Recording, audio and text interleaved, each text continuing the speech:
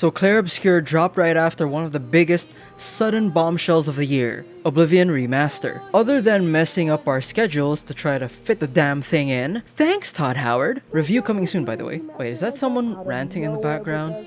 Anyway, one of my biggest fears for this game is that it gets buried underneath the huge hype behind Oblivion Remaster, because Clair Obscur Expedition 33 definitely deserves all the praise it gets. And as a huge JRPG fan who's covered most of the JRPG reviews in this channel, I think it's a game that should be influencing future JRPG mechanics. Why? Well, let's find out.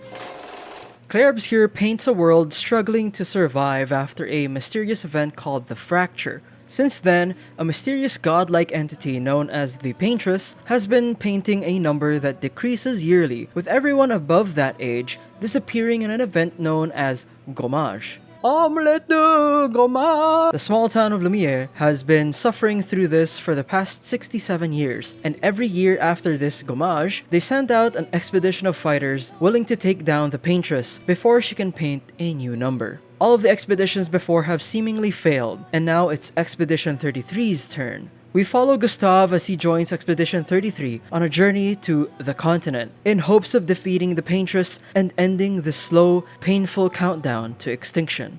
The story right off the bat does a good job of getting us to care about what's happening in the world as they put us in Gustav's shoes. Immediately, they tell us that one of the most important people in Gustav's life, Sophie, is about to undergo Gommage. This gives us a stake in what's happening in the story. As we go about our last walk with Sophie around the town, the game further drills in us the suffering and despair the current state of the world brings to the people of Lumiere, and it allows the player to immerse themselves in the situation and get emotionally connected and invested with the characters of the world.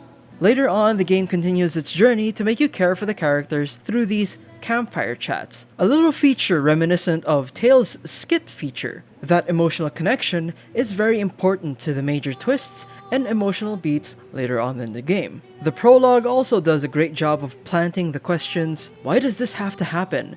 And how did the world come to this point? A lot of what keeps you invested and intrigued about the world of Clair Obscur is the mystery behind the fracture, the existence of the Paintress, the Gommage, the continent, etc. Depending on the player though, some may think, hey, what's the big deal? They're not giving us enough info. While some may enjoy how it slowly reveals its layers of mythology and world building. Given that a huge theme in the story is impending doom, you'd think that the game is really depressing and gloomy. And yes, the game does start out really grim, but once you get your party going, things start to liven and lighten up.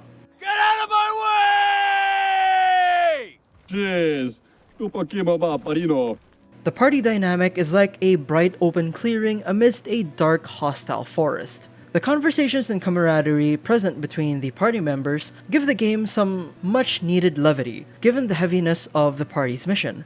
The previously mentioned campfire scenes contribute to this vibe, where you get to see them take a small break from the creeping death and have a chat and get to know each other. Then, you meet the Gestrels. The Gestrels are like some kind of folklore mythological creature to the people of Lumiere, and you can find them on the continent. And man, these guys, they're just really lovable, silly guys. I love talking to them because they just say the darnest things. They're like ADHD gnomes or something. Gestrels are some of the most charming parts of the game, really. Let's move on to the gameplay. As you may already know, or not, the game's biggest pull was that it was essentially a turn-based JRPG, but with a more high-fidelity Western style. The devs say they took great inspiration from games such as Final Fantasy and Persona, but if they said, we really love Legend of Dragoon as well, I wouldn't doubt it for a second. So yes, they do have a JRPG style, but they try to spice the gameplay up with added prompts to make the game feel a little bit more active than your typical turn-based RPG. For example, when executing skills, QTE prompts would pop up and successfully executing them would give you more damage or more hits.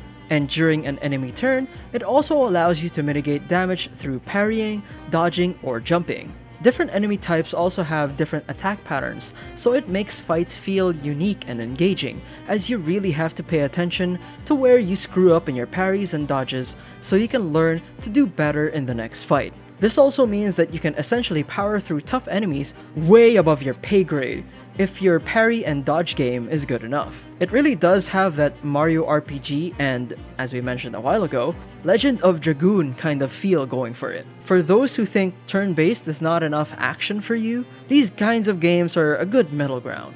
It's not just the QTE portions of battle that give Clair Obscur that feeling of uniqueness. Each party character also has a unique playstyle and game mechanic to them. I won't go deep into every party member, but let's give some examples. Gustav has a charge mechanic that fills up when he attacks. The more it's filled up, the more his overcharged skill can dish out damage. Mael is what the fighting game community would call a stance character. Mael's default is stanceless, but through executing certain skills, she can switch to stances like offense, defense, and virtuous. These stances can also affect how skills work, like increased damage, hit amount, or increased status ailment effect.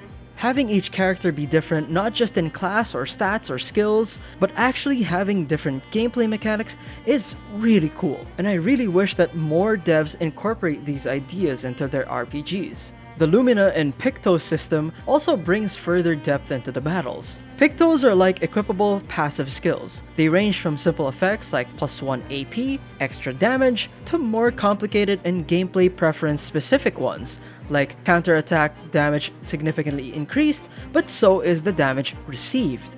Take an equipped Pictos into battle enough times and you master it, letting you equip the effects without having to equip the Pictos as long as you have enough Lumina. This frees up a Pictos slot so you can repeat the aforementioned process over again. It's an engaging progression system that makes you go back into the menu and rummage through your Pictos every now and then and see which ones you want to do next and which ones fit your personal playstyle. Of course, the main gameplay is there, but what is an RPG without mindless distractions all across the fantastical world you journey in? Clair Obscur has its own fair share of cool little minigames, from the good old classic arena fights to this weird volleyball looking thing. And, only up. I'm not kidding. The funny thing is, all of these minigames are managed by the Gestrels. Told you they're the best part of the game.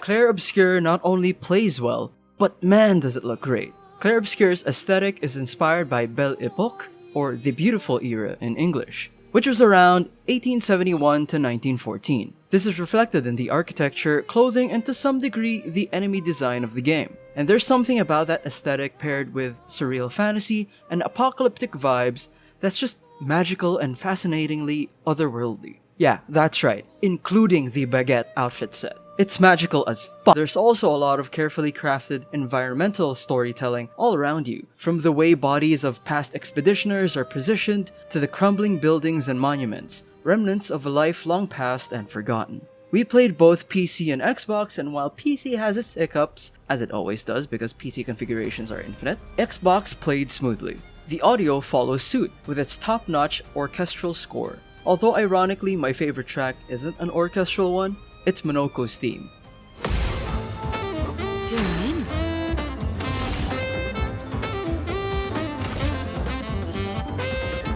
That piece slaps harder than day-old baguette being swung around like a bat. The game has an amazing piece to complement any scene, from electrifying boss battles to the calm yet melancholic themes of the overworld, from the ambient tracks for those quieter moments to the grand vocal pieces that accentuate emotional cutscenes. The voice acting also nails it. Each character feels distinct and emotionally grounded thanks to their talented voice actors. They really elevated the emotional beats of the story with how well they did their jobs. I didn't take you for a coward. I'm not a coward. You swore the oath. When one falls, we continue. Yes, I know. When one falls. When one falls. Not if. When. Did we mention that the guy who played MC Daredevil is also voicing Gustav? That's wild. Also, Renoir is Gollum. Not so intimidating now, is he? All in all, Clair Obscur Expedition 33 is, in my opinion, a much needed breath of fresh air in the turn-based RPG scene. It has a story that keeps you on the edge of your seat, wanting to know more. Its characters leave an impression on you.